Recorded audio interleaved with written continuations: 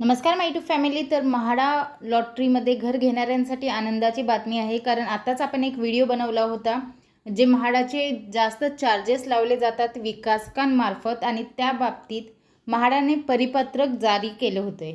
तर त्याची अंमलबजावणी करण्यास आता सुरुवात केलेली आहे म्हाडाने, कारण म्हाडाने पुणे मंडळास आता जे देकारपत्र वाटप करण्यास सुरुवात केलेली आहे त्याच्यामध्ये या घरांच्या किमती ज्या आहेत त्या कमी करण्यात आलेल्या आहेत. तर काय आहे अपडेट, चला पाहूया सविस्तर माहिती. तर त्याच्यासाठी आपल्याला काय करावं लागणार आहे, तर आपल्याला दक्षता विभागाचं जे परिपत्रक जारी केलं होतं ते पाहावं लागेल. तर हे आहे ते परिपत्रक आणि या परिपत्रकामध्ये दिलेलं आहे 20% सर्वसमावेशक गृहनिर्माण योजनेअंतर्गत पात्र लाभार्थ्यांना जारी करण्यात आलेल्या देकारपत्रामध्ये सुसूत्रता आणण्यासाठी देकारपत्रामध्ये सुधारणा करण्याबाबत. आणि नक्कीच या सुधारणा झाल्या तर त्याची अंमलबजावणी जी आहे ती सुद्धा सुरू झाली आणि याचा फायदा हा होणार आहे की जो विकासक जे आहे जे आगाऊ किमती घेत होते त्याच्यावर लगाम बसणार आहे आणि त्याच्यामुळे 5 ते 10 लाख रुपयांपर्यंत जे एक्स्ट्रा चार्जेस तुम्हाला द्यावे लागत होते ते आता द्यावे लागणार नाहीत. तर पाहूया काय अपडेट आहे. म्हाडाच्या एका विभागीय मंडळातील 20% सर्वसमावेशक गृहनिर्माण योजनेअंतर्गत मागील 5 वर्षात वितरित करण्यात आलेल्या सदनिकांबाबत सखोल चौकशी करून अहवाल सादर करण्यासाठी शासनाकडून निर्देश प्राप्त आहेत. तर हे निर्देश त्यांना प्राप्त झाले. त्याच्यानंतर चौकशी दरम्यान असे आढळून आले की एका प्रकल्पातील विकासकाने पात्र लाभार्थ्याकडून वाहनतळासाठी म्हणजे पार्किंगसाठी 5 लाख रुपयेची मागणी केली आणि त्या लाभार्थ्याने ते 5 लाख रुपये भरण्यास विरोध केला आणि ते विरोध केल्यामुळे विकासकाने त्या लाभार्थ्यासोबत करारनामा केला नाही. त्याच्यानंतर 20% सर्वसमावेशक गृहनिर्माण योजनेअन्वये शासनाने अत्यल्प उत्पन्न गट म्हणजे EWS व अल्प उत्पन्न गट म्हणजे LIG या गटातील नागरिकांना परवडणाऱ्या किमतीमध्ये घरे उपलब्ध करून देण्यासाठी धोरण निश्चित केले. एकात्मिक विकास नियंत्रण व प्रोत्साहन नियमावली 2020 मधील कलम 3.8 मध्ये याबाबत तरतूद करण्यात आली आहे. त्यानुसार या योजनेअंतर्गत विकासकास 20% अतिरिक्त चटई क्षेत्र निर्देशांक उपलब्ध होतो, म्हणजे त्यांना 20% अतिरिक्त FSI उपलब्ध होतो. तसेच अशा सदनिकेची विक्री किंमत वार्षिक दर तक्ता ASR 25% दराने निश्चित करण्यात आलेली आहे. तथापि असे निदर्शनास आले आहे की विकासक हे लाभार्थ्यांकडून देकारपत्रामध्ये नमूद सदनिकेच्या विक्री किमती व्यतिरिक्त infrastructure charges, amenity charges, development charges, legal charges इत्यादीच्या नावाखाली अतिरिक्त रकमेची मागणी करतात.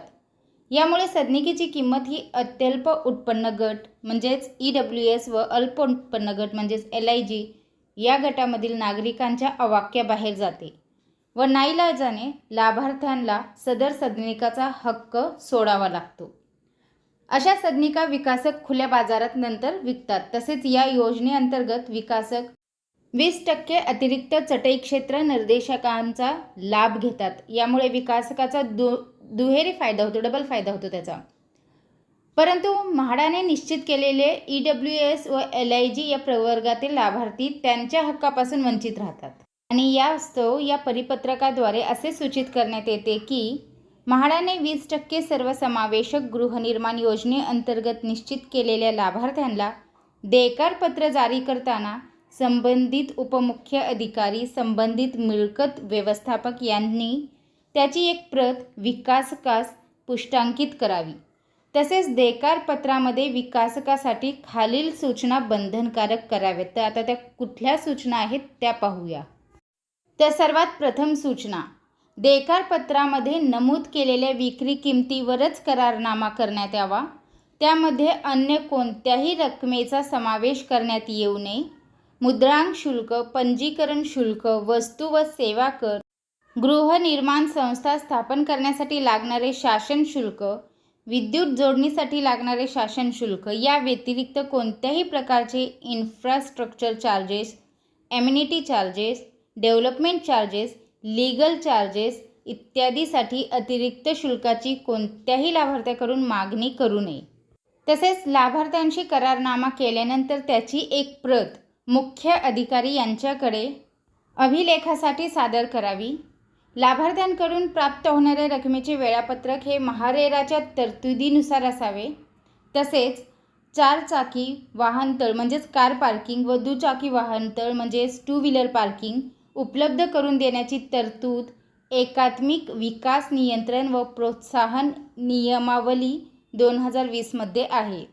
इमारतीच्या मंजूर नकाशामध्ये म्हाडाच्या सदनिकांसाठी आरक्षित असलेल्या खुल्या वाहनतळाचा स्पष्टपणे उल्लेख असावा. अशा खुल्या वाहनतळासाठी कोणत्याही शुल्काची आकारणी करण्यात येऊ नये व बंदिस्त वाहनतळ म्हणजेच कवर्ड पार्किंग म्हणा किंवा स्टिल्ट पार्किंग, मेकॅनाइज्ड पार्किंग एक्सेट्रा विकत घेण्यासाठी कोणत्याही लाभार्थ्यांवर दबाव टाकू नये.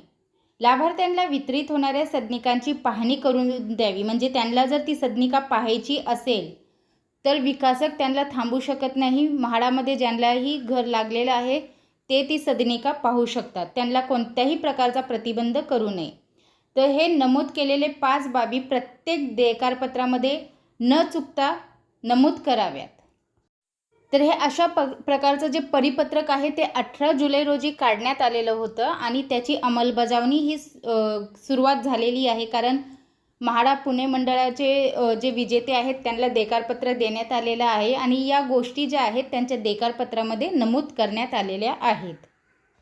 आणि त्यामुळे नक्कीच आता जे 20% सर्वसमावेशक योजना आहेत त्यांच्यामध्ये आता विकासक जे एक्स्ट्राचे चार्जेस हे घेत होते त्याला लगाम बसणार आहे आणि त्यामुळे आता 20% सर्वसमावेशक योजनेतील घरांच्या ज्या किमती आहेत त्या अवाक्यात राहणार आहेत. त्याच्यामुळे हे खरंच एक गुड न्यूज आहे आणि हे खरंच म्हाडाने खूप छान काम केलेलं आहे. कारण कुठे ना कुठे आता पारदर्शकता येईल आणि त्याच्यामुळे जे चार्जेस आहेत ते नक्कीच कमी होत आहेत.